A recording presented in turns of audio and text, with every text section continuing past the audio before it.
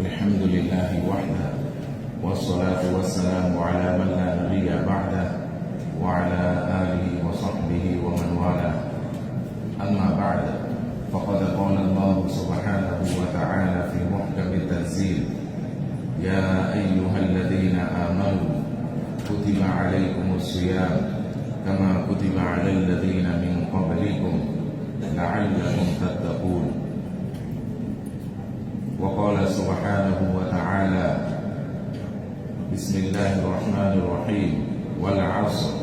إن الإنسان لفي خسر إلا الذين آمنوا وعملوا الصالحات وتواصوا بالحق وتواصوا بالصبر Chicken is about all the Jimmy Pound. Alhamdulillah. Launching a Tanabone,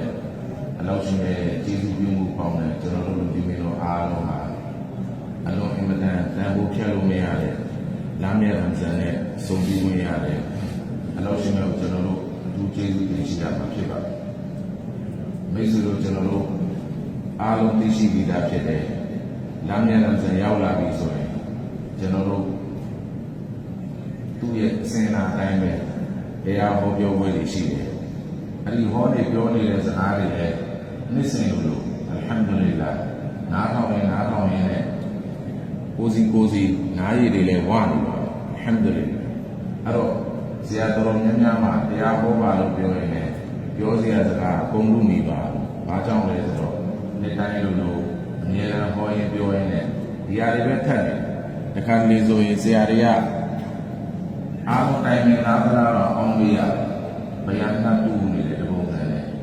ပုံစံတူနေ။ဘာကြောင့်လဲဆိုတော့ဒီလာရောက်လာပြီဆိုအထူးအလေးထားပြီးဟောရမယ့်အရာတွေကဒါပဲဖြစ်နေတယ်။ဒါပဲဖြစ်နေတော့ဒါဟိုပဲချိန်ခံများစွာနဲ့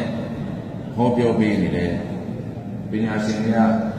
အဆိုရှိတာပေါ့။ဒီသာတတ်တော်ကလာတကောရောဖီကွလ်စကားတစ်ခုကိုချိန်မှန်များစွာကြားလာပြီဆိုရင်နှလုံးသားထဲမှာကိန်းဝတ်သွားတယ်။ဒီစကားပဲဒီအကြောင်းပဲပြောနေတယ်အစ်စ်အစမ်းတော့မဟုတ်ဒီစကားကိုပဲချိန်မှန်များတော့ကြားရင်နဲ့ပါဖြစ်လာတယ်တကောရောတော့ဖီကွလ်နှလုံးသားထဲမှာအနေထိုင်သွားတယ်အဲ့တော့ကျွန်တော်တို့ပြန်ကြည့်မယ်ဆိုအခုဟောပြောမယ်ဆိုတဲ့အလိုသဘောဟာဝသက္ကိရ်ဖအင်နသစ်ကရတန်ဖအလ်မုအ်မီနီသတိပေးခြင်းပဲအတိတရားတွေရှိနေတာကိုသတိပေးခြင်းရတာဖြစ်တယ်ကျွန်တော်တို့ပြန်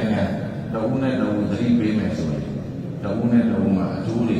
ခံစားရမယ်ဆိုပြီးအလောက်ရှင်ကမိတ်ချွေထားတယ်သတိပေးတဲ့အလုပ်ဆိုတာအမြဲတမ်းလုပ်နေရတယ်အဲ့ဒီအတွက်ကျွန်တော်တို့ကတရားပွဲဆိုစကလုံးလောက်အောင်လားပြောလိုက်ရပေမဲ့တကယ်တမ်းမှာတော့ကျွန်တော်တို့အတိတရားတွေရှိနေတာသတိထားမိဖို့တော့ကျွန်တော်တို့ကဟောပြောခြင်းများတာဖြစ်တယ်မိတ်ဆွေတို့ကျွန်တော်တို့သိရှိပြီးသားဖြစ်တဲ့ယာအယုဟလ္လဒီနာအာမနူဘိုးအီမန်တောင်းရင်ကြည့်လို့ပေါင်းလို့ကုတိဘာအလိကုမုဇီယာတင်တို့ပေါ်မှာဆွေအောင်ဆိုတဲ့ရိုဇာဥပုသ်တီလာကိုအလောရှင်မြတ်ကဖရတ်အဖြစ်ကြားထထားတဲ့တမကုတိဘာအလိလဒီနာမင်ခဘလီကုအတင်တို့ရဲ့မတိုင်ခင်ဥမ္မတ်တွေမှာလည်းဖရတ်အဖြစ်ကြားထခဲ့တယ်လာအလကုမ်တတ်တဘူန်ကျွန်တော်တို့မုတ်ချဧကန်အတင်တို့ဟာတကွာဆိုတဲ့အလောရှင်မြတ်ရဲ့အကြောက်တရားကောင်းတာဆောင်ပြီးမကောင်းတာရှောင်နိုင်တဲ့အရေးကြီးတွေဝိညာဉ်နိုင်သွားမယ်ဆိုပြီးတော့အလုံးစုံများကိုယ်တိုင်ကျွန်တော်မြန်မာမိတ်ဆွေတာအဲ့တော့ကျွန်တော်တို့ကဒီလာတဲ့ရမ်ဇန်ကိုဖြတ်သန်းတဲ့နေရာမှာပုံစံနှမျိုးရှိတယ်တစ်မျိုးကဘာလဲဆိုအလအာဒဆိုတာအကျင့်အလေးအကျင့်ဆိုတဲ့အရာသူ့မှာဘာမှခံစားချက်ရှိလို့မဟုတ်သူ့ဘာနဲ့သူစောစောထားတဲ့အကျင့်ရှိတယ်ဘယ်အချိန်မှာအိတ်တဲ့အကျင့်ရှိတယ်ဘလို့စားတတ်တဲ့အကျင့်ရှိတယ်ဘလို့သွားလာတတ်တဲ့အကျင့်ရှိတယ်အကျင့်တစ်ခုအကျင့်မိမိမှာရှိတဲ့အကျင့်ဓလေ့အတိုင်းပဲပုံမှန်လုံရိုးလုံးစင်တိုင်းလုံးဘာမှခံစားချက်မရှိဘူးအဲ့ဒါကိုဘာလို့ခေါ်လဲအလအာဒခံစားချက်မပါပဲဓလေ့အမြဲလုံးနေကြအတိုင်းပဲလုပ်တယ်ဥပမာအနေနဲ့ကျွန်တော်တို့တချို့အိမ်မှာဆိုရင်မိသားစုကတတ်မှတ်တာအဲ့အိမ်ထဲမှာနမတ်ဖတ်တဲ့အကျင့်ဖြစ်နေအကျင့်ဥဒလေ့ရှိတာအိမ်တိုင်းလိုမှာသူကနမတ်အချိန်ရောက်ပြီးဆိုနမတ်ထားပါတယ်မိဘတွေကနမတ်မဖတ်ရင်သမီးမကြွေးဘူးနာစတာမကြွေးဘူးရိုက်တယ်အော်တယ်အပေါ်မှန်တိုင်းသူထားတယ်ပကြံဖတ်တယ်နမတ်စင်ကနမတ်ဖတ်တယ်သူဘာလို့ဖတ်လဲလို့မေးတဲ့အချိန်မှာငါတို့အိမ်မှာအကျင့်ဖြစ်နေ တခြားလေးချင်းကန်တွေလုံးတယ်လို့ပဲနမတ်ဟာပုံမှန်ဖတ်လိဖတ်တာရှိတဲ့အတိုင်းပဲဖတ်နေအဲ့လိုမျိုးပဲတချို့ရက်ွက်တွေမှာနမတ်ဖတ်တဲ့အချင်းချင်းသူရဲ့အချင်းရှိတဲ့အတိုင်းပဲသူဖတ်တဲ့ချိန်ကနမတ်ဖတ်တဲ့ဆိုအချိန်ကနမတ်ဖတ်တဲ့အစောချိန်ကနမတ်ဖတ်တဲ့မဂရိချိန်ကနမတ်ဖတ်တဲ့အီရှာချိန်ကနမတ်ဖတ်အဲ့ဒါအားလုံးအလေးချင်းရမ်ဇန်ရောက်လာရင်ဘာလို့လဲရမ်ဇန်မှာရူဇာဆောက်ပါရူဇာဆိုတာဘာလဲကျွန်တော်တို့မစားမတော့ပဲနေတယ်ဒီတရာဘီချိန်ရောက်တရာဘီဖတ်လိုက်တယ်ဘာကြောင့်လဲဆိုငါတို့ဒါအလေးချင်းဖြစ်တို့ရဲ့ဒလေးလိုဖြစ်နေဒလေးအတိုင်းပဲပုံမှန်ပေါ်လာတဲ့အတိုင်းကိုလုံးဆောင်လိုက်တဲ့သဘောပဲအဲ့ဒါဆိုခင်ဗျားမှာဘာခံစားချက်ရှိလဲဘာမှမရှိဘူးဒါကြီးကပုံမှန်လေးချင်းကန်လုံးတယ်လို့ပဲကိုအားကြတော့ခန္ဓာကိုယ်လှုပ်ရှားပြီးလေးချင်းတယ်ဒါအစာငတ်ခံပြီးတော့လေးချင်းတယ်တရာဘီကြတော့ဒီလိုပဲနောက်ကနေရလိုက်တယ်ဖတ်လိုက်တယ်ပြီးပုံမှန်ပဲအဲ့ဒီလိုအချင်းပုံစံမျိုးနဲ့ဘာခံစားချက်မှမပါပဲဖြတ်တန်းတဲ့လူတော်များများကိုကျွန်တော်တို့လေ့လာအဲ့လိုတွေဘာမှပြောင်းလဲမှုမဖြစ်နမာဇီပဲနမတ်ဖတ်နေတာနမတ်9ချိန်ဖတ်အိမ်တိုင်းမှာ9ချိန်ဖတ်တယ်တချို့အိမ်နေနမတ်စောစောမြဲမြဲရှိနေဒါပေမဲ့အဲ့ဒီကားစုမှာဘာမှပြောင်းလဲမှုမရှိဘူးသာသမီတွေဘာမှမပြောင်းလဲဘူးအခုနပြောတဲ့ပတ်ဝန်းကျင်မှာအများနဲ့နမတ်တော့ဖတ်နေတယ်ဒါပေမဲ့အဲ့နမာဇီဖြစ်ပြီးတော့ဘာမှပြောင်းလဲသွားတာမရှိဘူးသူ့ရဲ့နမတ်ကသူ့ဘာပြုပြင်ပြောင်းလဲမှုမှမဖြစ်ဘူးဆိုတော့အလွန်အံ့ဩဖို့ကောင်းတချို့တော်နှမျောတယ်ဟာကွာတယ်ငါတော့ထားပါတယ်သူကိုယ်သူပြောတာပေါ့ရှိုက်တန်ပဲဘာနမတ်မှမဖတ်ဘူးဘာမှမလုပ်တာအဲ့လိုနမတ်9ချိန်ဖတ်တဲ့နမတ်စီမောဟူအက်ဘတ်ဒီကိမှာသူတော်စင်လို့တော့ပြောလို့ရတယ်နမတ်9ချိန်ကိုဂျမန်နဲ့တကွဖတ်တယ်ရိုဇာအလုံး30လုံးစောက်တယ်တရာဘီရကတ်20လုံးပိုင်ဒီကိရဲ့သူတော်စင်လို့တော့ပြောလို့ရတယ်ဒါပေမဲ့မင်းတို့ရဲ့လုံးရက်မှုတများကိုကြီးလိုက်ရင်အဲ့ဒါကိုဖယ်လိုက်အစိုးရကအစိုးဆုံးအလုပ်တွေမင်းတို့လုပ်ဘယ်နေရာမှာမဆိုပွဲတိုင်းကြော်ပဲမကောင်းတာလုပ်တဲ့နေရာမှာထိတ်ဆုံးမယ်အကုန်လုံးမကောင်းမှုဂိုင်းချုပ်အားလုံးအချုပ်တွေအကုန်လုံးဒီအခုနပြောတဲ့နမာဇီဆိုတဲ့လူအခုနပြောတဲ့ရိုဇာကာလို့ပြောတဲ့လူအခုနပြောတဲ့တရာဘီအပြည့်ဖတ်နေတဲ့လူဘသူ့ကိုပဲပြောဘာမှပြောင်းလဲမှုမဖြစ်လာဘူးဘာကြောင့်လဲဆိုသူကဒလေးရတယ်သူလုံရိုးလုံးစင်တိုင်းမလုံဘူးဆိုရင်ပတ်ဝန်းကျင်ကပြောမယ်အိမ်ကမိဘကပြောမယ်နေနမမဖောက်လာသမင်းမချွေဘူးသမင်းကျွေးအောင်မတ်ဖားလိုက်ပတ်ဝန်းကျင်ကတောင်းဆိုနေတယ်နမမဖတ်တဲ့လူကိုကောင်းမွန်စွာနဲ့မျက်လုံးကြည့်နေမကြည့်ဒီကောင်နမမဖတ်တဲ့လူဆိုပြီးတော့မကောင်းတဲ့အကြည့်နဲ့ကြည့်မှစိတ်ပူလို့လုံရိုးလုံးစင်တိုင်းဖတ်လိုက်ဒါပေမဲ့သူ့ရဲ့ဖတ်တဲ့နမတ်ကအလ္လာဟ်ဒီနမတ်ကိုဖရတ်အဖြစ်ပြဋ္ဌာန်းထားတယ်ဘူနီယတ်အစ္စလာမ်ကိုအလာခမ်စ်အစ္စလာမ်ရဲ့မန်နိုင်9ခုတည်းမှာတခုကရှဟာဒတ်အလ္လာအီလာဟ်အီလ္လာလ္လာဟ်ဝအန်နမုဟမ္မဒ်ရဆူလုလ္လာဟ်အလ္လာဟ်ရှင်ရဲ့တပါးတဲ့ကိုတောက်ဝင်ယုံကြည်တယ်တမန်တော်မြတ်ဆလ္လာလာဟ်အလိုင်းဝါဆလမ်ကိုအလ္လာဟ်ရှင်ရဲ့ရဆူလ်ရဲ့တောက်ဝင်ယုံကြည်တယ်ဒုတိယတစ်ချက်ဝအီကောမစ်ဆလာနမတ်ဆောက်တည်တာနမတ်ဆောက်တည်တာဘာလဲဆိုအလ္လာဟ်ရဲ့အမိန့်ဖြစ်တယ်အစ္စလာမ်ရဲ့မန်နိုင်ဖြစ်တယ်ဒီမန်နိုင်အလ္လာဟ်မိန့်ထားတဲ့အမိန့်ဖြစ်နေတဲ့အတွက်အလ္လာဟ်အမိန့်ကိုငါနာခံပါဘသူကငါ့ကိုဘာပြောမပြောဝေခံတာမဝေခံတာအလ္လာဟ်ရဲ့အမိန့်ကြောင့်အလ္လာဟ်အမိန့်နာခံဖို့အတွက်ဒီနမတ်ကိုဖတ်တာပါဆိုပြီးစင်ထဲမှာအဲ့ဒီတစ်ချက်လေးထည့်လိုက်တာနဲ့အဲ့လိုပြောင်းလဲသွားဒါပေမဲ့ကျွန်တော်အဲ့လိုမထည့်ပြဘူးပတ်ဝန်းကျင်ရဲ့တောင်းဆိုမှုခင်ဗျာအခုဘာလုပ်ချင်တာလဲအီမမ်ဆတ်လို့အီမမ်ဆတ်ဆိုနမတ်မပတ်ရင်ပြောမယ်ဖတ်ခင်ဗျာဘာလုပ်ချင်တာလဲလူကြီးလူကောင်းတရားမှလို့ဟာနမတ်မပတ်ရင်ဝေခံမယ်အဲ့ဖတ်လိုက်အဲ့ဒါအရာတစ်ခုကသူ့ကိုတစ်ခုခုရဲ့တောင်းဆိုမှုနဲ့သူဖတ်နေတာဘာကြောင့်နမတ်ဖတ်လဲမေးအဖြေဒီအလားမဲ့ကျွန်တော်ရဲ့ဖန်ဆင်းခြင်းအလားဖြစ်အဲ့ဒီအလားမဲ့ကိုနာခံဖို့ကျုံနမတ်လာဖတ်တာကျန်တာဘာမှမသိအစားချောင်ဖို့လည်းမဟုတ်နေရာရဖို့လည်းမဟုတ်တယောက်ယောက်ကချီးကျူးဖို့ခံဖို့လည်းမဟုတ်လုပ်ငန်းတွေအဆင်ပြေဖို့လည်းမဟုတ်နမတ်ဖတ်ပါနမတ်ဖတ်ရင်အလုပ်အောင်မြင်မယ်ဘာရကတ်ဖြစ်မယ်ဘာရကတ်ဖြစ်ဖို့လည်းဖတ်တာမဟုတ်နမတ်ဖတ်တာဘာကြောင့်လဲဆိုရင်အလားမိတ်နာခံအလားဖတ်ဖို့အတွက်အမိတ်ပေးတာဝါအတီမုဆလာအတင်းတို့နမတ်ကိုစောင့်တည်ပါဆိုအလားအမိတ်ရှိတယ်အဲ့ဒီအတွက်ကျွန်တော်တို့အဲ့အလားမိတ်ကိုနာခံအဲ့ဒီလိုနာခံပြီးနမတ်ဖတ်လိုက်အကျိုးအာနိသင်ပါရတယ်ကုရ်အာန်မှာလောက်ရှိတဲ့မိတ်တွေအင်နာဆလာအမှန်တကယ်အသင်ဟာဆလာတ်ကိုစောင့်တည်လိုက်ပြီးဆိုရင်တန်ဟာအန်လ်ဖဟ်ရှာအီဝလ်မွန်ကာဆက်ဆုပ်ယွန်ရှာဖွယ်ရာကိစ္စရှက်ဖွယ်လေးကိစ္စဇင်နာပေါ့အထူးသဖြင့်ဇင်နာဆိုတဲ့အရာလုံးဝကင်းစင်သွားဝလ်မွန်ကာအလောရှိမြတ်တားရတဲ့အရာဟူသည်များကိုရှောင်နိုင်တဲ့စွမ်းအားရှင်ဖြစ်သွားအဲ့တော့ နမာစီတရားနမမဖတ်တဲ့လူနဲ့ဖတ်တဲ့လူဘာကွာလဲလို့မင်းနမာစီဖြစ်သွားပြီဆိုရင်သူဟာဇင်နာဆိုတဲ့အရာတွေမလုပ်ဖြစ်တော့မျက်လွာတွေထိနိုင်တဲ့စွမ်းအားတွေဖြစ်လာသူ့မှာပါဝါတွေကပါဝါတာမန်လူမဟုတ်တော့သူ့မှာပါဝါရှင်ဖြစ်သွားအဲ့ဒီပါဝါဘာတွေလဲဆိုရင်သူ့မှာထူးခြားမှုတွေကပါလဲသူမျက်လွာကိုထိနိုင်ဟာငါအလားမိတ်နာခံနေပါလားနမတ်ဖတ်ပါလားအပနမတ်ဖတ်ပြီးငါဒီဟာတွေဖြစ်တယ်ဆိုတော့ဘတော်မှမရှိဘူးအလားဂတိပေးလာပြီးသားနမာစီဖြစ်ရင်ဒါတွေပြောင်းတယ်လို့ပြောထားတဲ့အတွက်ငါရဲ့နမတ်မှာ quality တွေရှိလားကိုယ့်ရဲ့နမတ်ကိုအမြဲတမ်းစံချိန်တင်ငါဖတ်တဲ့နမတ်မှာဥပမာဝဇူတွေမှာရောနေမှုရှိလားကိုယ်ဝဇူမှန်စီစစ်ငါရဲ့ကေရမတရားမှုတွေမှာလိုအပ်နေလားစီစစ်အဲ့လိုပဲတက္ကပီမှာလိုအပ်မှုရှိလားစီစစ်မယ်ကိုတွဲနေတဲ့ကေရတွေမှန်ကန်မှုရှိမရှိစီစစ်မယ်ရူကူတွေမှန်ကိုသူစီစစ်မယ်စကြဒါတွေမှန်စသဖြင့်သူရဲ့နမတ်မှာဒီအခုနပြောတဲ့ငါနမတ်တော့ဖတ်နေတယ်သို့တော်လဲငါဇင်နာလုံးနဲ့လုံးရရဲ့မျက်လွာမထိန်ရဲ့ပဲငါမူသားပြောဆိုမှုတွေကလုံးနဲ့လုံးရရဲ့ပဲ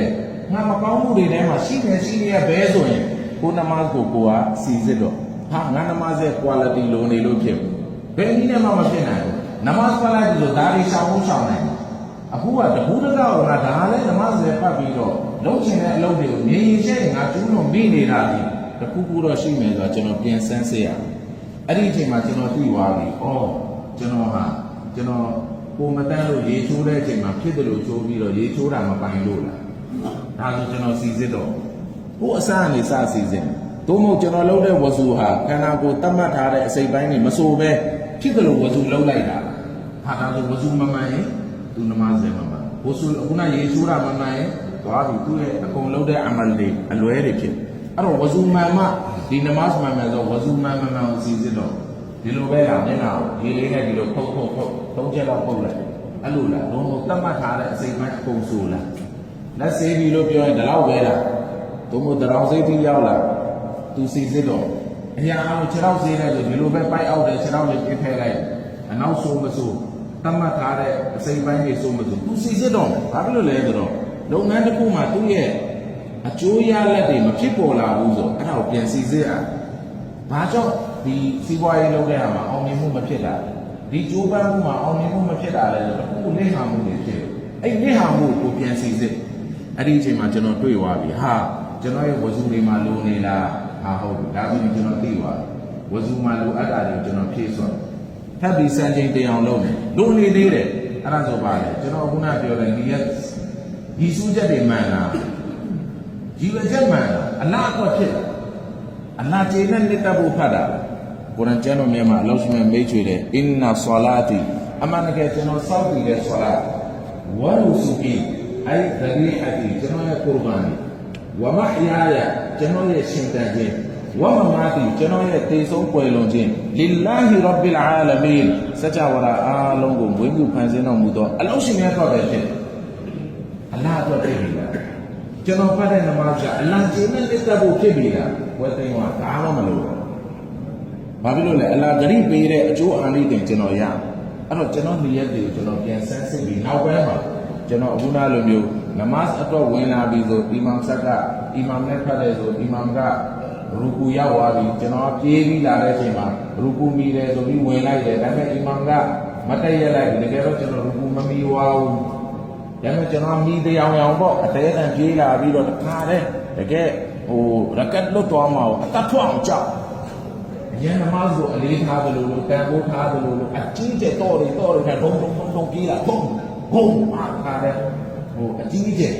ကြီးလိုက်ပြီးတော့တကယ်တော်တော်ကြီးကိုပေါ့နော်ရကတ်လွတ်သွားမှာအလွန်အင်မတန်ခံစားတတ်တဲ့ပုံဒါပေမဲ့အိပတန်ကြီးမှာလမ်းထိပ်မှာစကားပြောကြိုးပြီးမလာဘူးကနေလက်ချတော်ကီရိုက်လုံးချင်တာလုံးပြီးတော့ပြီးသွားမှအသေးအတန်ဂဲမှန်တဲ့ပုံလေးလုံးနေတာမဟုတ်လုံးပြအဲ့ဒီတော့ဘာဖြစ်လဲဆိုတော့ဘေးပေါင်းဝင်းနဲ့ပုံထိခိုက်တယ်သူနမတ်အာနိသင်ဖြစ်တယ်တခါလေအဲ့ရကတ်မမီလာမီတရားရောင်နဲ့ပဲဖတ်လိုက်သွားပြီ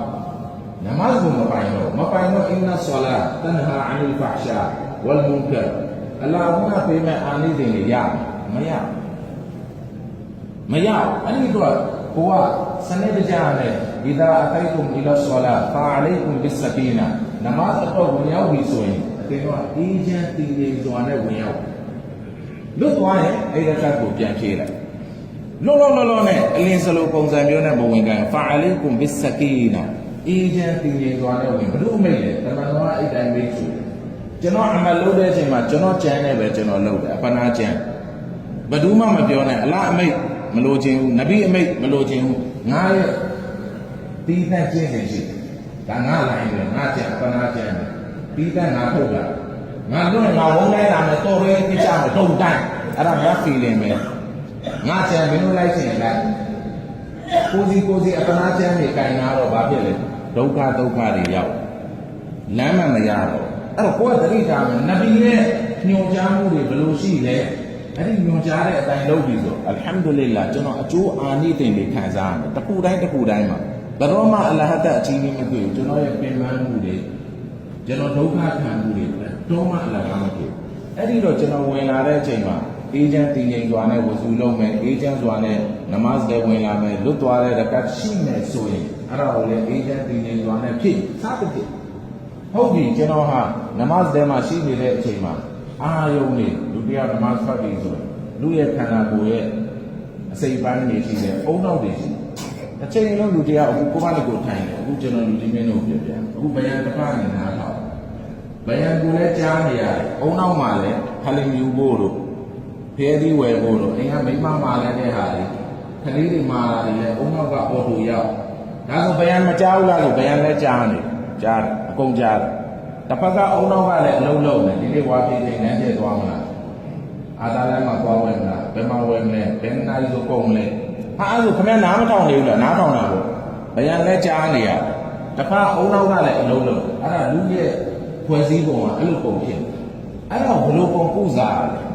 နမတ်နဲ့ပတ်သက်ပြီးဆိုနမတ်မှာပူဇာနေရှိအဲ့ဒါဘာလဲဆိုတော့ကျွန်တော်တို့ကနမတ်ဖတ်ဖို့အတွက်ဆိုအလ္လာဟူအက်ဘာဆိုပြီးတော့ရလိုက်ပြီဆိုတာလေတော့စပယ်ရှိသူ့အတွက်ဘယ်လိုလဲဆိုအခွင့်ကောင်းရလေးရကတ်ဖတ်မယ်လေးရကအခွင့်ကောင်းအဲဒီအထူးခွင့်ရေးဒီအချိန်မှာနောက်ဆက်မဲ့မိမလည်းမရှိတော့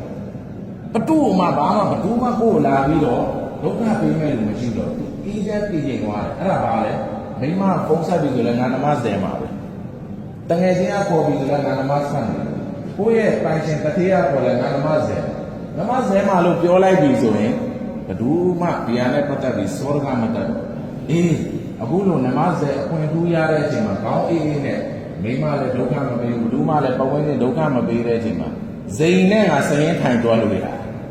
အမှန်ကအလ္လာဟူအက်ဘာဆိုတဲ့ဒီမှာဖတ်ပြီသူဖတ်ချင်တာကအေးဒီနေ့ငါဘာလဲလုပ်ခဲ့တယ်ပဲသွားလာတယ်ပါလာတယ်ဘုံနောက်ကတော့ဘာလုပ်ပေးနေလဲအလုပ်ပေး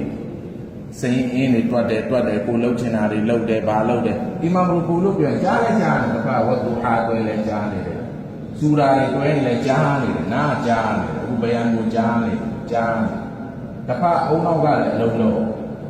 တွေးပြီးတော့အီမာမ်ရူကူလို့သူ follow ပဲဒီဝါတော့ဆူဘာနာရဘီအလ်အာဇီမ်အပြေတော်မှာမောဒီဝါဆွေပဲအဲ့ဒီအတန်ပဲကြားမယ်နောက်ဘာမှမကြားဒီအီမမ်ထားရင်လည်းလိုက်ထားလိုက်ပြောနေတာ तू ပုံးတယ်လို့ပုံးတယ် तू ထားတယ်လို့ထားတယ် तू က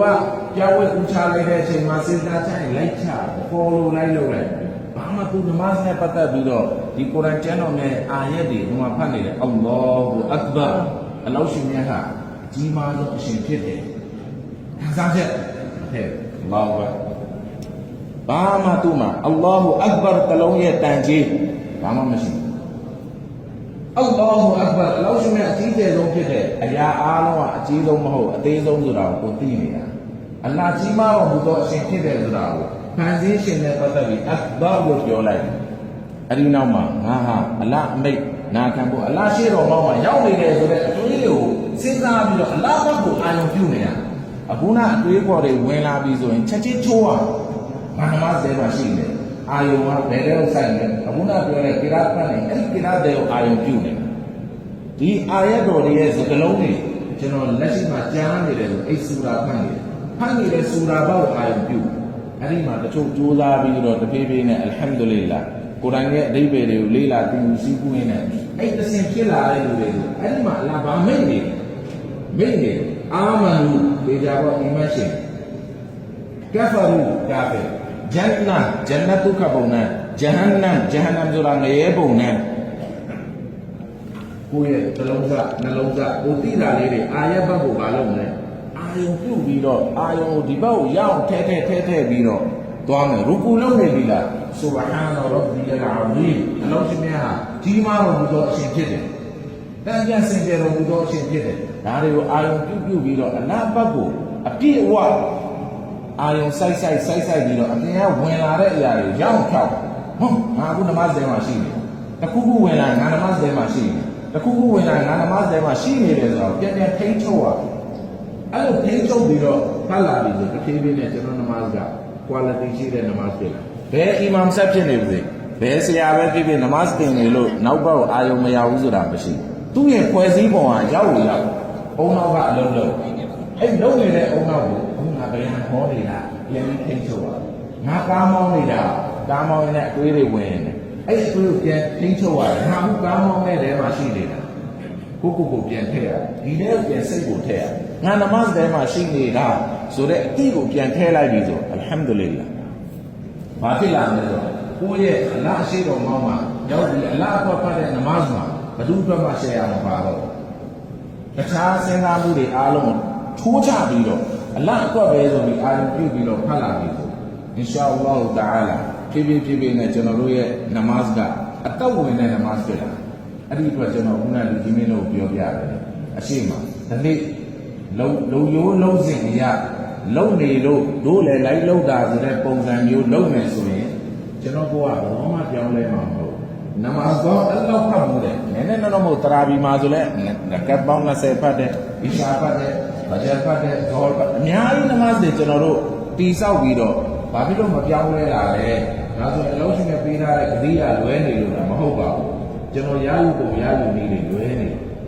အဲ့ဒီတော့ကိုယ့်ရဲ့ရာယူပုံရာယူနည်းတွေကိုမှန်ကန်အောင်စနစ်တကျကျွန်တော်လုပ်သွားမယ်ဆိုရင်ကျွန်တော်နမတ်မှာအာနိသင်တွေဖြစ်ပြီးတော့အလောရှင်ရဲ့ဂရိပေးထားတဲ့အတိုင်းအလောရှင်ရဲ့အချင်းမြင်ဒီအတွက်ကျွန်တော်တို့ဟာကိုအမြဲတမ်းစံစင်ငါနမတ်လည်းတစ်ပတ်ဖတ်နေ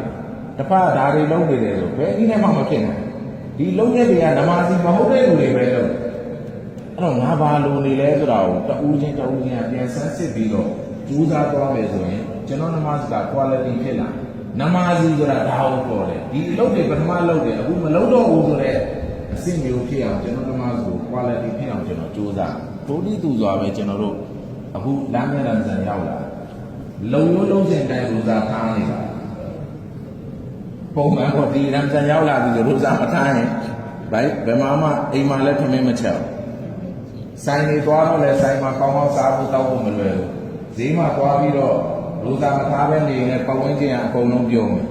ရက်ကွက်မှာလည်းအကုန်ပြုံးမယ်မေရိုးစားမထားဘူးလားတော်တိတ်ခါကြရိုးစားမထားဘူးဆိုမျက်နှာနေရမိမလည်းဝေဖန်တယ်ရှင်းလို့ဒီမှာလူကောင်းဖြစ်နေရိုးစားလေးတော့မထားဘူးလားဟာဟိုလူပြောမယ်စုပ်တယ်ကွာထားလိုက်မယ်ကွာဒါလည်းဖြစ်တော့မစားပဲနေလိုက်ပြီးတာပဲမဟုတ်ရင်ကွိုင်းတောင်းနေဟိုလူပြောဒီလူပြောနေအာရုံရမ်းတော့ထားလိုက်တော့ပြီးပြီတော့အဲ့လိုမျိုးလုံလုံးစင်တိုင်းထားတာလားဒလိတိုင်းပြီးတရာဘီမဖတ်လို့လျှောက်သွားဟဲ့တရာဘီမဖတ်ဘူးလားကောင်းစားတော့တော့သွားလိုက်မယ်ဟိုကုန်းဒီကုန်းဘာမှမဖြစ်ဘူးတောက်တောက်ထိုင်ပြီးတော့နန်ပြီးတော့လေဝင်ပါလိုက်လေပြီးပြီငါ့ကိုမဝေဖန်တော့ပလီတဲ့သွားလိုက်မဟုတ်ပြောနားပြီလေဟိုပြောဒီပြောနေလွတ်အဲ့ဒီလိုဖတ်တာလားသို့မဟုတ်ဘူးလမ်းမြတ်ရမဇန်ဆိုတာအလုံးအင်မတန်ထုံးမြတ်တဲ့လမ်းဖြစ်ကြောင်းအလောရှင်မြတ်ကမိတ်ချွေထားတယ်အလားမိတ်အလုံးထုံးမြတ်ပါလေဆိုအလားမိတ်ထားတဲ့ခံစင်းရှင်မိတ်ထားတဲ့လောက်ကျွန်တော်တို့ရရှိခွင့်ရတယ်အဲ့ဒီလောက်ကိုကျွန်တော်ဟာအလုံးအင်မတန်တန်ဖိုးထားပြီးအဲ့ဒီလောက်မှာအလောရှင်မြတ်တမတ်ပြာတဲ့နဲ့ရိုဇာဥပုသ်တီလောက်အလောရှင်မြတ်ကျင့်နဲ့နှစ်သက်ဖို့အတွက်ကျွန်တော်ရိုဇာထားမယ်ဆိုတဲ့တန်လိပ်တန်ချလုံးဝကျွန်တော်နေရာတဲမှာရိုဇာဘာကြောင့်ထားတာလဲတစ်ချက်ပဲအလားကျင့်နဲ့နှစ်သက်ကျန်တာဘာမှမသိဘူးအလားအမိတ်ရှိတယ်အလားကျင့်နဲ့နှစ်သက်ဖို့အတွက်ကျွန်တော်ရိုဇာထားတယ်အလားအမိတ်ကကုသီပါလီကိုမဆွေရရိုဇာကိုဖရတ်အဖြစ်ပြနှထားတဲ့တင်လို့ပုံမှာပြောတဲ့အတွက်ကျွန်တော်တို့ဖန်ဆင်းခံတွေဟာဖန်ဆင်းရှင်ဘာလို့လဲအဲ့ဒါကိုညီဝဲမချနာခံတယ်အဲ့ဒီအတွက်အလားကျင့်နဲ့နှစ်သက်ဖို့အတွက်ကျွန်တော်ရိုဇာဥပုသ်တီလာစောက်ထိန်ပြတ်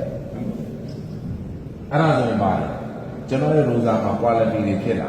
rosa ထားတဲ့လူနဲ့မထားတဲ့လူနဲ့ကွာဟမှုရှင်းပြီးရေးနေလုံးဝမိုးနဲ့မြေပဲမိုးနဲ့မြေကွာမယ်အချင်းပုဂ္ဂိုလ်တဦးတယောက် rosa မထားဘူးနောက်တစ်ယောက် rosa ထားတယ်ဆိုသူတို့နှစ်ယောက်မှာဘယ်တော့မှစဝါဘီစဝါတူတူပဲဘယ်တော့မှမဖြစ်ဘူးသူတို့နှစ်ယောက်ပုံစံတူနေလားဘယ်တော့မှမတူဘူးကွဲပြားခြားနားမှုရှုတော့ပေါင်းစုံပဲရှိယနေ့ကျွန်တော်တို့က rosa ထားတဲ့နေရာမှာဘာမှကွဲပြားခြားနားမှုမရှိဘူးဆိုရင်ကျွန်တော် rosa တဲ့မဟုတ်တဲ့အချိန်မှာကျွန်တော်ဘာမှမျက်လွှာဆောက်ထိန်တာလည်းမရှိဘူးမူသားစကားပြောဆိုမှုလည်းပထမကလေးရှိနေတယ်မျက်စိအစာကျွေးတာလည်းပထမကလေးရှိနေတယ်အသင်အဖြစ်ပြောတာတွေလည်းပထမကလေးရှိနေတယ်ခန္ဓာဟုသမျှပေါ့ပွဲတိုင်းကြော်လုံးလာဘို့တော်လာမြတ်ရမဇန်ရောက်လာတဲ့အချိန်မှာ rosa ဆောက်လိုက်တဲ့အချိန်မှာကျွန်တော်အခုအသင်ပြောတဲ့အချိန်ရှိသေးလား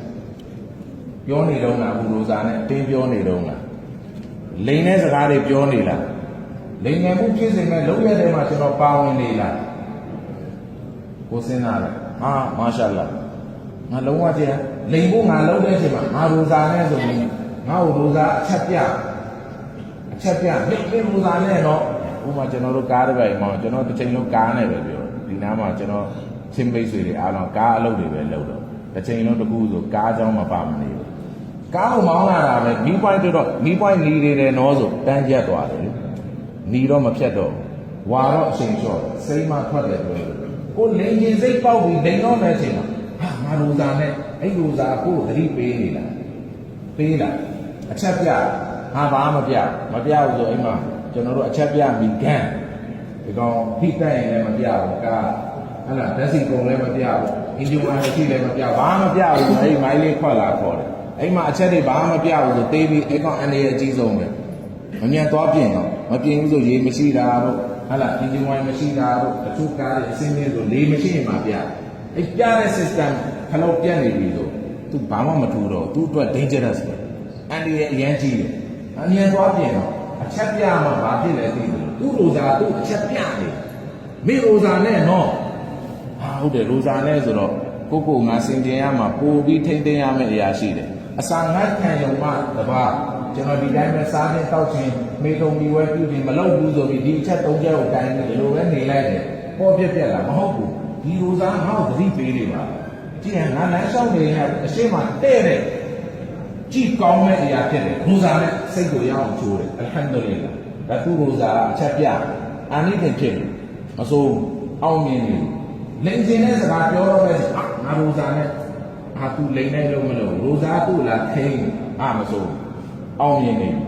အတင်းပြင်းပြောဖို့အတွက်တယောက်လာတယ်ဘုရားမပြောဘူးငါ rosa နဲ့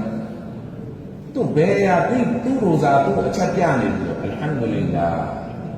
သူ့ rosa quality ဖြစ်လာပြောင်းနေပြီ rosa ကြီးကသူ့ကိုပြောင်းလဲမှုဖြစ်နေဒေါသဖြစ်နေအရင်ဆိုရင်ဒေါသဖြစ်ရင်အော်ရင်အော်လိုက်မအော်ဘူးငါ rosa နဲ့သူထိန်းနေဘယ်ရာမဆိုသူ့မှာထိန်းတဲ့အကျင့်တွေရှိဒါဆိုရင်သူမာရှာလာအလ်ဟမ်ဒူလ illah အဲ့ဒီတော့တမန်တော်ဆလ္လာလာဟ်အလိုင်းဝါဆလမ်မိတ်ဆွေတွေမလမ်ယဒါ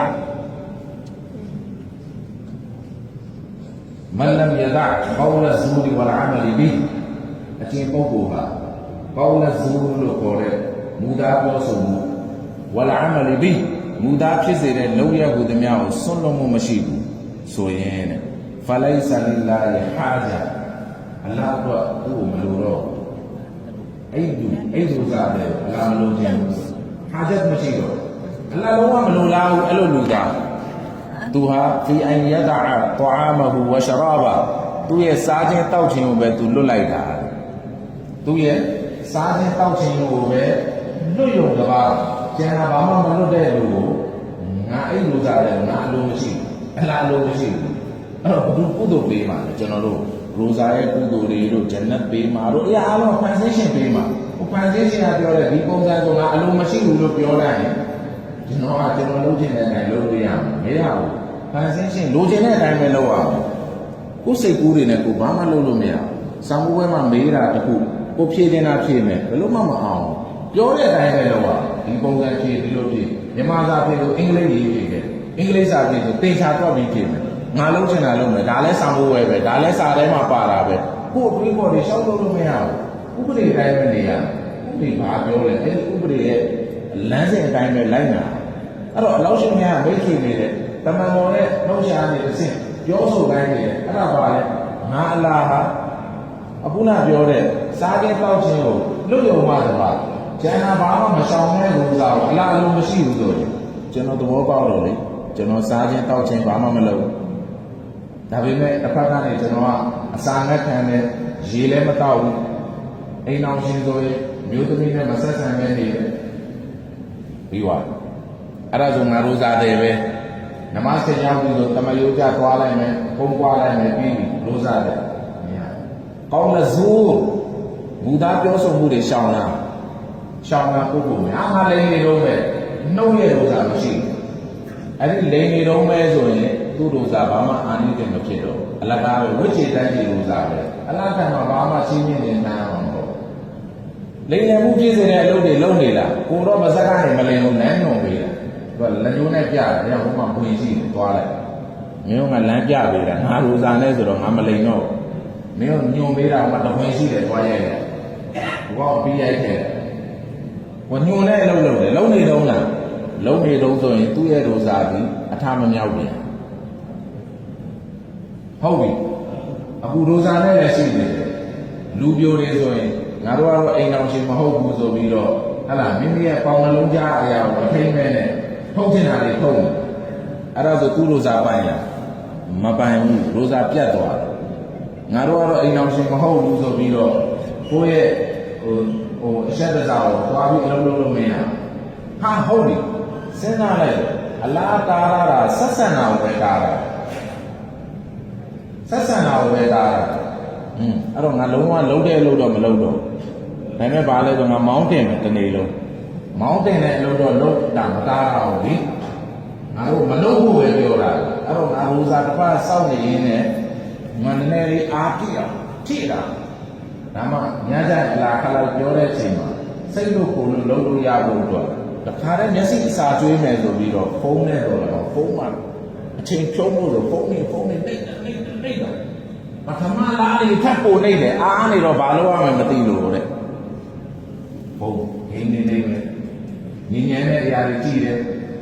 လူပြိုတွေလည်းကြည့်တယ်ဒိန်းအောင်ရှင်လည်းကြည့်တယ်အကုန်ပါအကုန်တရားမှလွတ်မခံတဲ့ဖုန်းနဲ့တော့ဟုတ်ဒါသတင်းကြည့်တာပါဒါလေးကတော့ဟိုလူအကြောင်းကြည့်တာပါဒါတော့လူအကြောင်းကြည့်တာကိုစိတ်ဖြည့်တာငါရုပ်ရှင်ကြည့်နေတာမဟုတ်မကောင်းတာလို့တာဒီတိုင်းမှာပြင်းလို့ပါအားနေလို့ပါကိုဖြည့်သိမ့်နေတာဖြည့်သိမ့်ပြီးတော့စပယ်ရှင်ဟိုကြည့်ဒီကြည့်အချိန်ဖြုံးတာတာမန်အောင်သူ့အလုပ်သူရှိတော့အလောက်မကြည့်ပြဘူးရမ်ဇန်မှာအကြည့်ဆုံးရပါလဲလို့နေဖုန်းဖြည့်ကျောင်းသားတွေလူငယ်တွေအများဆုံးကြည့်ရပါလဲနေဖုန်းဖြည့်ဟာတစ်ခါအကြောင်းလဲပိတ်တယ်အရိုးစားလဲလာတယ်စပယ်ရှယ်ပဲတစ်ခါရိုးစားလဲစောင့်မယ်ဂိမ်းတွေလဲကောင်းကောင်းနေမယ်ရုံးရှင်တွေကိုကြည့်မယ်မိဘတားပြီးလို့ပြောရိုးစားမစောင့်ပဲနေတိုင်းမှာမလုပ်ပါနဲ့တားလေးရိုးစားမစောင့်ဘူးလို့ပြောရိုးစားလေးတော့စောင့်လိုက်ဒါရိုးစားစောင့်တယ်နော်နည်းနည်းပါးပါလောက်တာအမေမတားနဲ့နော်အဖေမတားနဲ့နော်တားလိုက်သားရိုးစားမစောင့်တော့ပဲနေမှာမလုပ်ပါနဲ့ငါတားတယ်ရိုးစားလေးတော့စောင့်ကြည့်ဖုန်းကြည့်နေလေကြည့်နေရိုးစားစောင့်နေတော့အဲ့လိုဖြစ်ရပေးယူညမိဘတွေညှင်းကျဲလာပြီပေါ့ဒီခေတ်မှာတော်လာအဲ့လိုပေးယူညအားကြည့်မယ်အေးစေဖုန်းနေမယ်ဖုန်းကြည့်မယ်လင်မယားကြားမှာလည်းအဲ့လိုပဲမိန်းမခုနကဖုန်းလေးကြည့်နေမယ်ယောက်ျားဖုန်းကြည့်မယ်ကိုစီရိုးစားလေးလည်းထားကြမယ်အဲ့တို့ပါလဲဆိုတော့အစာနဲ့ခံလေးချင်းကြီးတို့မစားပဲလေးချင်းကျွန်တော်တို့ဝစီပိတ်ကျင့်တယ်ဆိုတာရှိတယ်စကားမပြောပဲကျင့်တယ်လို့ဟိုမစားပဲလေးချင်းကြီးစခန်းဝင်နေတယ်လို့ပဲဘာမှရှောင်ရှားတာတခုမှမရှိအချိန်တိုင်းတူဝါဖြေလိုက်မှာဒီပါဒီလောက်အဲ့ဒီတော့ကျွန်တော်ရဲ့ရိုးစားနားမရတဲ့ကြောင့်ကျွန်တော်စုံစည်းခွင့်ရပြီးတော့ကျွန်တော်ဒီလိုမျိုးနေ့တိုင်းမှာအဲ့လိုအဖြစ်သဘောနဲ့ဒလိပုံစံမျိုးနဲ့ပဲကျွန်တော်ကအဲ့ရိုးစားတွေကိုဖြတ်ကန်းသွားပြီဆိုရိုးစားဘယ်လောက်ကြုံပြီးပြီအမှအသက်40ရှိတဲ့လူကအချိန်40ကြုံပြီးပြီ50ရှိတဲ့လူကအချိန်ပေါင်း50ကြုံပြီးပြီဆိုပါတော့မိမိတက်တန်းမှာအချိန်ကြီးအတွက်တွေအများကြီးကြုံပြီးတော့လေဘာဖြစ်လို့ရိုးစားကျွန်တော်တို့မပြောင်းလဲပါကျွန်တော်တို့ခေတ်ဆက်မှာဆွာဟာမာတွေရဲ့တမိုင်းတွေကိုလန့်မယ်ဆိုရင်သူတို့အားလုံးမှာစိုးနေတဲ့အခြေအနေရှိတာကိစ္စတစ်ခုကိုအကြောင်းခံပြီးတဲ့လူကောင်းတွေဖြစ်ပါတယ်ဒိဋ္ဌိကျေတွေဖြစ်ပါတယ်ကျွန်တော်တို့ရဲ့ဘဝမှာဘလို့ပဲစိုးခဲ့ပါလေလူတိုင်းက6ပြစ်ပင်တဲလဲစင်မရှိအပြစ်တွေနဲ့နှင်မောနေဟုတ်ပြီ လမ်းမြတ်တဲ့ကိုစုံစည်းမရပါအလ်ဟမ်ဒူလ illah ဒီတလားမှာကျွန်တော်ဘယ်တော့ဒီတရားကျင့်ကြံလိုက်လဲကျွန်တော်ဘဝမှာဒီဟာကိုအကြောင်းခံပြီးပြောင်းသွားပြီဗျာဘောဟုတ်ပါကျွန်တော်ဘဝမှာဒီနမတ်ကိုဖတ်လိုက်ပြီးတော့ပြောင်းလဲသွားပြီဗျာမဖြစ်ချင်ဘူးလားဒါလိုပဲတမယိုးကြသွားတယ်ရိုဇာလမ်းမြတ်တဲ့နဲ့စုံစည်းခွင့်ပေးပါစုံစည်းတယ်အဖြစ်သဘောနဲ့သုံးလိုက်တယ်အဲ့လိုနဲ့ပဲကျွန်တော်အချိန်လေးကိုဖြုံးနိုင်မယ်ဆိုကျွန်တော်ရဲ့လမ်းမြတ်တဲ့ကျွန်တော်အတွက်ဘာမှပြောင်းလဲမှုဖြစ်လာမှာမဟုတ်ဘူးအလောက်ရှင်ရဲ့လက်ခံတဲ့ရိုဇာမဖြစ်ဘူးဆိုမှတော့အလားလုံလားတဲ့ရိုဇာမဖြစ်ဘူးဆိုမှတော့ကျွန်တော်ဘာပြောင်းလဲမှုရကျွန်တော်တော့ဘာအာနိသင်ရအဲ့ဒီအတွက်ကျွန်တော်ထားတဲ့ရိုဇာ quality ဖြစ်ဖို့အတွက်အလားရှင်နဲ့တက်တဲ့ရိုဇာဖြစ်မဖြစ်ဘူးကျွန်တော်စမ်းစစ်ရမယ်ခုနကဘုရားကိုကျွန်တော်ကဘာလုပ်ရမလဲရှောင်းရှားပြီးတော့အစာငတ်ခံရုံပဲမဟုတ်ဘူးမျက်လွှာတွေကိုကျွန်တော်တို့ထိမ့်မယ်နှုတ်ရှာတွေကိုတကယ်ထိမ့်မယ်ခန္ဓာကိုယ်ရဲ့အစိတ်ပိုင်းတွေကိုကျွန်တော်တို့တကယ်ထိမ့်မယ်တချို့ရိုဇာနဲ့ရီးစားနဲ့ချိန်တွေ့နေလို့ရိုဇာလည်းထားတယ်ရိုဇာလည်းတစ်ဖက်ထားတာရီးစားနဲ့လည်းချိန်တွေ့အေးစိပဲစကားတွေပြောနည်းနည်းပါပါအပေါ်ရန်လေးပါညာပေါ့ဒါတော့ပဲလို့တာဘာမှမလုပ်ဟိုကမလုပ်အလားသားတဲ့ဟိုကမလုပ်နော်အပနာပတ်တော်တယ်ကိုအပနာကျန်နေတယ်ကိုရဲ့စိတ်နဲ့ပဲကိုအကုန်လုံးပုံဖော်ပြီးတာသနာကိုသွားတချို့ပိုင်းတွေဆိုအခွင့်တူးပဲရမ်ဇန်ရောက်လာပြီဆိုလုံးဝသူတို့တော့မောက်ကအစကတည်းကဒိုးအကြိတ်ပြီးတောင်းတယ်ရှာလာရမ်ဇန်ညင်ရောက်လို့ပဲရမ်ဇန်ညင်ရောက်တော့ငါဘာလဲကြည့်တော့ရမ်ဇန်လားဆိုဘာပဲဖြစ်မိန်းမတွေချွတ်တီးပေးတယ်လျှော်ပေးတယ်ဩဘိုင်ဘယ်နားထောင်ဖို့သွားတယ်တရားဘယ်မှာလဲနေပလိမှာဟိုဆရာဟောနေလို့ဘာလုပ်နေလို့စိတ်စိတ်နေလို့ကိုရံဖတ်နေလို့ဘာလုပ်နေလို့ညာလုပ်နေလို့ဟာအခွင့်အရေးတွေတော်တော်ရမိန်းမဟုတ်တယ်လေရမ်ဇန်မှာနေအားလုံးဖတ်နေတဲ့အချိန်ငါ့ကိုမပြောဘာပဲဖကြသွားတယ်မပေါ်လာတော့ဇော်သွားတယ်မပေါ်လာတော့အခါနေကျဟိုမဂရိတိနေလိုက်တယ်ပြီးမှမိုးထုံလေးကိုင်ပြီးလာပြီးတရာပြီးသွားတယ်ပြန်မပေါ်လာတော့မိုးချုံမှလာတယ်တရာပြီးကပြီးတာ9နာရီအိမ်ရောက်တာ7နာရီဘာလဲဆိုရင်ဟာဟိုမှာအစီအစဉ်လေးတွေရှိလို့နည်းနည်းစပယ်ရှယ်နားထောင်နေတာလမ်းဆောင်မှာတော့အခွင့်အရေးတွေရအဲ့ကံဆောင်တော်စောင့်နေတာ7လလောက်အားထုတ်နေဘာလဲဆိုတော့ကြီးစားရှာရိုဇာဆောက်ပြီးတော့ကုသိုလ်ရှာဖို့မဟုတ်ဝင်မိမငါ့ကိုအာယုံမဆိုင်တော့မှဘာလုပ်မလဲဆိုတော့ဝင်လေရိုက်ဖုန်းတစ်လုံးနဲ့အဲ့ဒီမှာတခါတည်းအဲ့မှာချက်တင်တွေရိုက်တယ်ရမ်ဇန်မှာအောင်သွားပြီကွာဆော်လို့ရပါတယ်အေးပြီးကိုင်တော့ဘာလဲဆိုတော့ရမ်ဇန်သူ့အတွက်ချက်တင်တခါတည်းချက်တင်ရိုက်ဖို့အခွင့်အရေးမိမဒီအချိန်မှာချက်တင်မရှိသူ့အနောက်ကနေချက်နေတာမရှိတဲ့အချိန်မှာအခွင့်အရေးသုံးမယ်ဆိုပြီးတော့ဘုံတွေပြောချက်တင်တွေရိုက်ဘုံတွေပြောချက်တင်တွေရိုက်ဟာဒီစားရှာဖွေရေးလားကုန်ချမ်းတွေရှာတာအေးပြီးရင်ငါတို့အဲ့ကုန်ချမ်းတွေကိုဘာလုပ်မလဲအလုံးလုံးဟာသူ့ရဲ့ရမ်ဇန်တလလုံးကဘာလဲဆိုတော့အလောက်ရှိမြဲသူ့တလောက်အခွင့်ထူးပေးတာကိုသူကကောင်းမွန်တဲ့ပုံစံနဲ့အသုံးမချ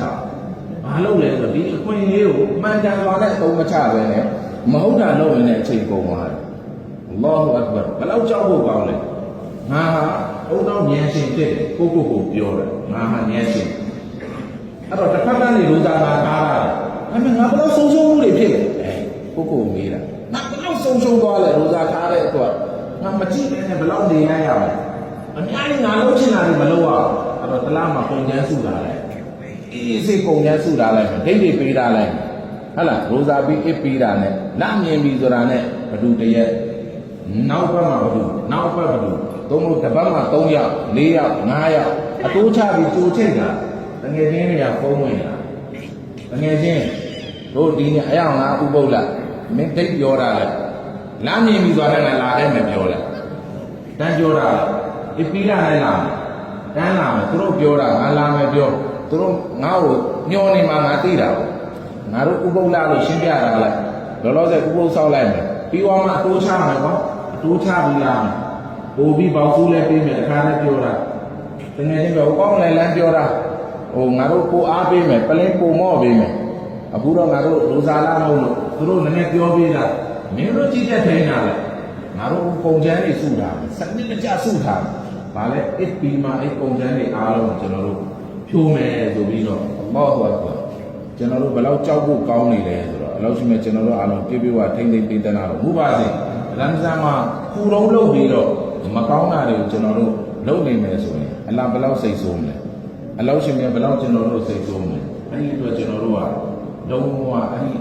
ဒီစနစ်တွေအားလုံးထောက်ပြရမယ်ကျွန်တော်တို့ကအလုံးအင်မတန်ယူသားစွာနဲ့ပဲမှန်ကန်စွာနဲ့ပဲအလားရဲ့အီဘာဒတ်ကိုတည်းအလားကျင့်တဲ့သက်ဖို့အတွက်ပဲရိုးရိုးသားသားလေးပဲပုံမှန်လေးပဲတမယိုးကြလေးပဲပုံမှန်တိုင်းအလားကျင့်တဲ့သက်ဖို့ဆိုနမတ်ဖတ်မယ်ပုံမှန်တိုင်းပဲအလားကျင့်တဲ့သက်ဖို့ရိုဇာစောင့်မယ်အလားကျင့်တဲ့သက်ဖို့ကုရ်အာန်ဖတ်မယ်တရားဘီနမတ်ကိုစောင့်ပြီးမယ်အဲ့တော့ပဲကျွန်တော်အဲ့လောက်လေးပဲလောက်သွားတာနဲ့ကျွန်တော်ရဲ့လောကီလောကုတ်တွေကနဘဝနဌာနရဲ့အောင်မြင်မှုဥတွေကိုကျွန်တော်ကစုခုရရှိမှာဖြစ်တယ်ဒီပဲမိတ်ဆွေပေါင်းလို့ခင်ဗျာဒီစကားတွေပြောနေတာတွေအားလုံးဟာ reality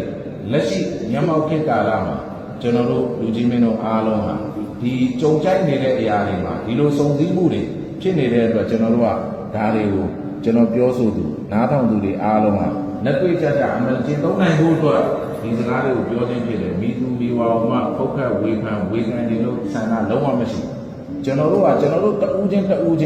ပြုပြင်မှုမရှိဘူးဆိုရင်ကျွန်တော်တို့ကဆုံးရှုံးနေတာမှုတွေမှာဖြစ်မဲ့ဆိုတဲ့အကြောင်းကိုရန်ကျမ်းတော်မြန်မာအလောက်ရှိမဲ့မိတ်ဆွေတွေဒီဆူရာလေးကိုကျွန်တော်အမီးပေးပြီးအင်ရှာအလ္လာနောက်ရက်မှာကျွန်တော်တို့ဒီဆူရာရဲ့တက်စီကိုဆက်လုပ်မယ်ကိုရန်ကျမ်းတော်မြန်မာအလောက်ရှိမဲ့မိတ်ဆွေတွေဝလာအဆငါလို့ရှိမြ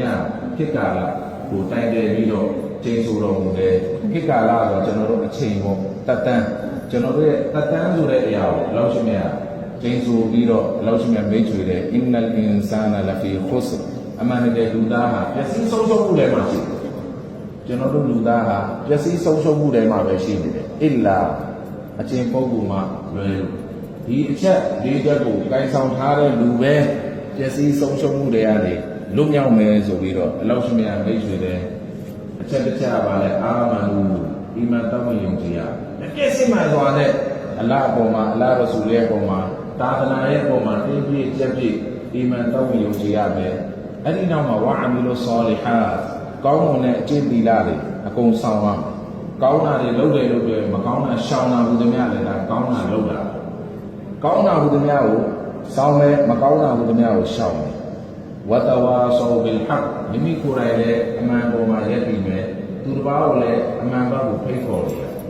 ကိုတယောက်လည်းကောင်းလို့မရနှစ်ဦးနှစ်ဖက်အပြန်အလှန်အမှန်အတွက်တိုက်တွန်းလို့ဆိုပေးနေရမယ်ကိုလည်းအမှန်ပေါ်နေကိုယ့်ရဲ့အိမ်သူအိမ်သားကိုယ့်ရဲ့ညီနောင်တွေအားလုံးလည်းအမှန်ဘက်ကိုအမြဲတမ်းဖိတ်ခေါ်နေရမယ်နောက်ဆုံးတစ်ချက်ပါလဲဝတဝါဆောဘစ်ဆောဘဆောဘဆိုတဲ့ဒီခံခြင်းတရားကိုကိုယ်တိုင်လည်းဆောဘလုပ်ရမယ်ကိုညီနောင်တွေကိုလည်းဆောဘတီးခံဖို့တော့အများနဲ့တိုက်တွန်းရမယ်အိဆောဘတရားကျွန်တော်တို့အလားအမိတ်တွေနာခံတဲ့နေရာမှာအလားရဲ့တားထားတဲ့အရာတွေရှောင်တဲ့နေရာမှာအလောက်ရှိမဲ့တတ်မှတ်ထားတဲ့အတိုင်းဖြစ်ပေါ်တဲ့အရာတွေပေါ်မှာကျွန်တော်တို့ကတီးခံမျိုးသိခြင်းတရားကိုလက်ခံပြီးတော့သွားမယ်ဆိုရင်တကယ်အီမန်ရှင်စစ်မှန်တဲ့အီမန်ရှင်ဖြစ်မယ်ကောင်းတာတွေဆောင်ပြီးမကောင်းတာတွေရှောင်မယ်အမှန်ပေါ်မှာကိုယ်တိုင်လေးရက်ပြီးအမှန်ဘက်ကိုဖိတ်ခေါ်မယ်ဒီကံမျိုးသိခြင်းတရားကိုကိုယ်တိုင်လည်းဆော်ဘာလုပ်မယ်သူ့ဘာကိုလည်းဆော်ဘာလုပ်ဖို့တိုက်တွန်းမယ်ဒီအချက်တွေနဲ့ကျွန်တော်တို့ကစနစ်တကျလှုပ်ဆောင်သွားပြီဆိုအင်ရှာအလ္လာဟ်တအာလာအလောရှိမြတ်ကျွန်တော်တို့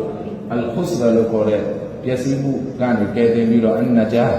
အောင်မြင်မှုရဲ့ပန်းနိုင်ကိုကျွန်တော်တို့ရရှိမှာဖြစ်တယ်အလောရှိမြတ်ကျွန်တော်တို့အားလုံးကိုပြောဆိုရုံပဲမဟုတ်ပဲလက်တွေ့ကြကြအမှန်ကျင့်သုံးနိုင်ရဆိုအောင်ပြပြဝချင်းနဲ့ပြည်သားတော့ဘူးပါစေကျွန်တော်တို့ရဲ့စောက်ထိန်မဲ့ရိုဇာတွေကိုအာနိသင်ပြပြဝနဲ့လောက်ရှိတဲ့စောက်ထိန်နိုင်ရဆိုအောင်ပြည်သားတော့ဘူးပါစေကျွန်တော်တို့စောက်တည်မဲ့နမတ်တွေကိုလည်းအလောက်ရှိတဲ့လက်ခံတဲ့နမတ်တွေဖြစ်ကျွန်တော်တို့စောက်ထိန်နိုင်ရဆိုအောင်စောက်တည်နိုင်ရဆိုအောင်လောက်ရှိတဲ့ပြပြဝချင်းနဲ့ပြည်သားတော့ဘူးပါစေ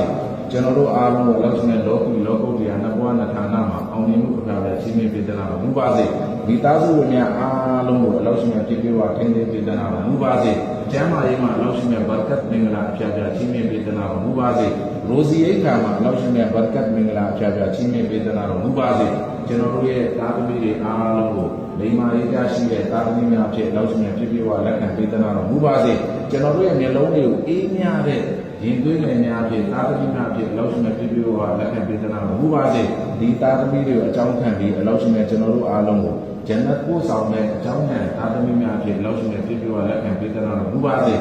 ေမိသားစုမှာရှိတဲ့သားသမီးရင်သွေးငယ်တွေအားလုံးကိုအနာဂတ်ရဲ့သားကောင်းရတဲ့များလိမ္မာရေးချက်ရေးချရှိတဲ့ တာသမီးများဖြစ်လောက်ရှိမြတ်ပြည့်ပြည့်ဝလက်ခံပေးသနာတော်မူပါစေကျွန်တော်တို့အားလုံးကလောက်ရှိမြတ်အစအစအရာမှာပြည့်ပြည့်ဝထိမ့်သိမ့်ပေးသနာတော်မူပါစေကျွန်တော်တို့ရဲ့ရိုးစာတွေကျန်ရှိတဲ့ရိုးစာတွေကိုလည်းကောင်းမွန်စွာနဲ့ကျွန်တော်တို့ကြက်ကြက်ခံပြီးတော့စောင့်ထိန်နိုင်တဲ့ဆိုတာချင်းမြတ်ပေးသနာတော်မူပါစေရန်သူမျိုး၅ပါးဖြစ်တဲ့ဒုက္ခဒုက္ခဘုဒ္ဓများနဲ့လောက်ရှိမြတ်ပြည့်ပြည့်ဝကျွန်တော်တို့အားလုံးထိမ့်သိမ့်ပေးသနာတော်မူပါစေလို့ဆုမွန်စွာပြုနေတဲ့ဒီကောင်းချောပါပါတယ်ဝါခီဒါဝါနာအလ်ဟမ်ဒူလ illah rabbil alamin